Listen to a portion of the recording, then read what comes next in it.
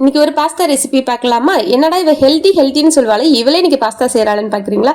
ஆமாங்க, இதுவும் ஹெல்தி தாங்க. ஏன்னா இது கம்பு பாஸ்தா தாங்க. ஸோ எப்படி செய்யணும் பார்க்கலாமா? ஒரு பாத்திரத்துல தண்ணி சேர்த்துட்டு தண்ணி கொதி வந்ததுக்கு அப்புறம் நம்ம கம்பு பாஸ்தாவையும் சேர்த்து கொஞ்சமா எண்ணெய் விட்டு வேக விடுங்க. இந்த அளவுக்கு வெந்ததுக்கு அப்புறம் தண்ணி வடிச்சிட்டு வச்சுக்கலாம். அதே கடையில கொஞ்சம் எண்ணெய் விட்டு வெங்காயம், கருவேப்பிலை, பச்சை மிளகாய் சேர்த்து நல்லா வெங்காயம் எல்லாம் வதங்கினதுக்கு அப்புறம் 2 மீடியம் சைஸ் தக்காளியை பொடியா கட் பண்ணி சேர்த்துட்டு கூடவே கொஞ்சம் உப்பு, இஞ்சி பூண்டு பேஸ்ட் சேர்த்து நல்லா குழவா வெந்ததுக்கு அப்புறம் தேவையான அளவு மிளகாய்த்தூள், கொஞ்சமா மஞ்சத்தூள் சேர்த்து நல்லா வதக்கி விடுங்க. இந்த பாஸ்தா பாக்கெட்லயே பாத்தீங்கன்னாக்கா அவங்களுடைய மசாலாவுமே கொடுத்திருப்பாங்க. ஸோ அதையும் சேர்த்து நல்லா வதக்கி விட்டுருங்க.